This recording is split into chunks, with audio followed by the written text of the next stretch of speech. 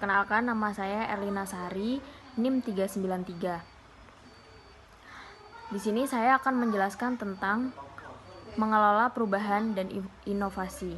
Jadi yang pertama, faktor adanya perubahan terbagi menjadi dua, yaitu faktor internal dan faktor eksternal. Di dalam faktor internal, ada beberapa faktor di dalamnya, yaitu ada kegiatan-kegiatan karyawan, tujuan organisasi, strategi dan kebijaksanaan, dan teknologi. Sedangkan faktor eksternal ada kebudayaan, pendidikan, sosial, politik, ekonomi, dan teknologi. Selanjutnya ada pendekatan penanganan perubahan organisasi. Terbagi menjadi dua, proses perubahan reaktif atau terencana dan proses perubahan proaktif tidak terencana. Proses perubahan reaktif itu maksudnya adalah manajemen bereaksi atas tanda-tanda bahwa perubahan dibutuhkan pelaksanaan modifikasi sedikit demi sedikit untuk menangani masalah tertentu yang timbul. Lalu proses perubahan proaktif itu maksudnya adalah manajemen melakukan berbagi investasi, waktu, dan sumber daya lainnya yang berarti untuk mengubah cara-cara operasi organisasi. Assalamualaikum warahmatullahi wabarakatuh. Perkenalkan, nama saya Rosmiati, NIM 2018-398. Di sini saya akan menjelaskan tentang apa sih perubahan organisasi itu. Perubahan organisasi pertama, perubahan adalah transformasi dari keadaan yang sekarang menuju keadaan yang diharapkan di masa yang akan datang, di mana keadaan tersebut merupakan suatu keadaan yang lebih baik. Kedua, pergantian orang, struktur, atau teknologi. Ketiga, perubahan ini merupakan individu dan kelompok yang mengupayakan terjadinya perubahan kepada orang lain maupun sistem sosial. Kemudian ada penanganan situasi perubahan yang buruk dapat membawa konsekuensi. Yang pertama, timbulnya frustasi dan bukan strategi yang baik. Kedua, biaya implementasi mungkin meningkat. Ketiga, hilangnya manfaat yang diharapkan dari perubahan. Keempat, konsekuensi perubahan terhadap manusia dapat menjadi lebih besar. Kelima, motivasi dalam organisasi mungkin menurun karena orang merasa bingung dan kalang kabut. Keenam, resistensi terhadap perubahan ke depan meningkat karena orang merasa takut dengan memerhatikan perubahan yang sedang berjalan. Assalamualaikum warahmatullahi wabarakatuh. Nama saya Nurjalis Lukman, NIM 2018 101 603 11191. Ya, saya akan menjelaskan pandangan terhadap proses perubahan. Ada dua, yaitu satu, metafola ayat tenang. Metafora ini menjelaskan bahwa perubahan saat itu bisa dibaca sebab-sebab tanda-tandanya dan pola pun tidak membingungkan. Yang kedua, metafora arum jerang.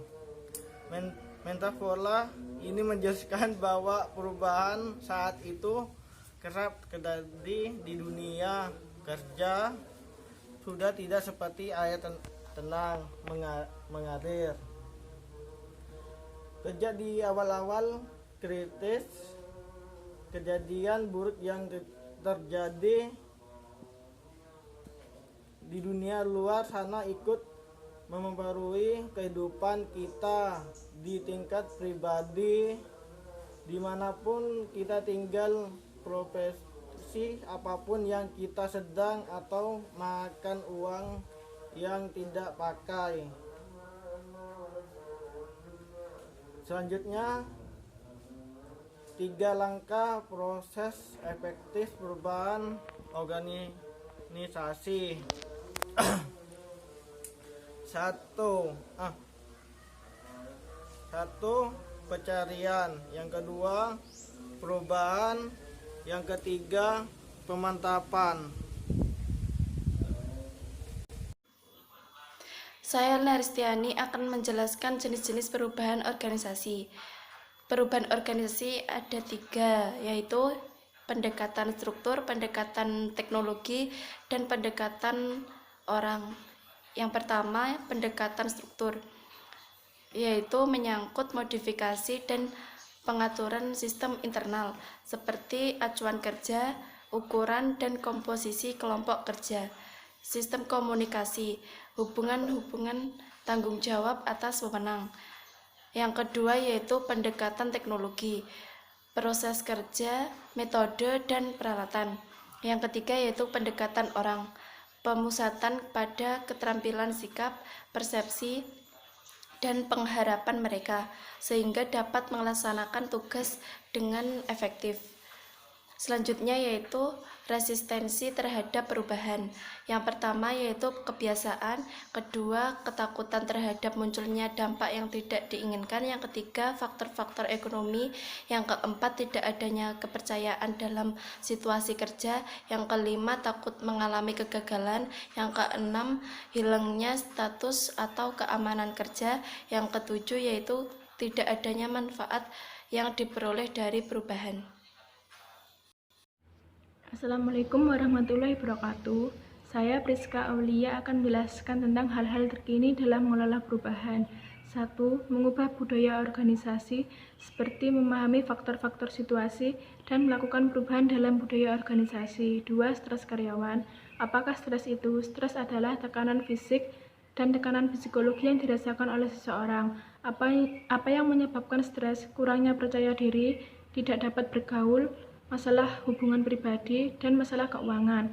Apa saja gejala stres? Secara fisik yakni perubahan metabolisme, secara psikologi kecemasan dan perasaan terganggu, secara sikap yakni gangguan tidur dan perubahan kebiasaan makan.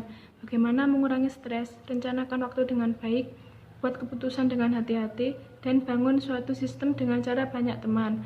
Ketiga, membuat perubahan yang sukses seperti merangsang inovasi.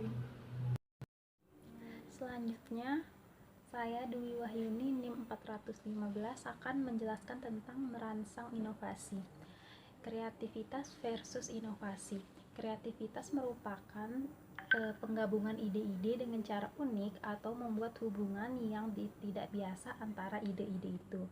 Dan inovasi adalah sebuah proses mencari ide kreatif yang mengubahnya menjadi suatu produk atau suatu jasa, bisa juga menjadi metode kerja yang inovatif. Selanjutnya adalah hal yang mendorong terciptanya inovasi. Yang pertama itu adalah variabel struktur. Contoh dari variabel struktur ini adalah komunikasi. Misalnya komunikasi antar individu dengan antar individu. Misalnya juga sumber daya yang melimpah. Jadi orang itu tuh melihat sumber daya melimpah. Jadi dia itu berpikir bagaimana dia mau menggunakan sumber daya ini dengan sebaik mungkin. Dan selanjutnya adalah variabel budaya. Variabel budaya ini contohnya itu bagaimana orang itu berpikir. Contohnya itu seseorang berpikir bagaimana berfokus pada caranya bukan pada hasilnya. Jadi dia itu berpikir bagaimana caranya, baru dia kemudian akan berpikir dengan hasilnya. Selanjutnya adalah variabel sumber daya manusia.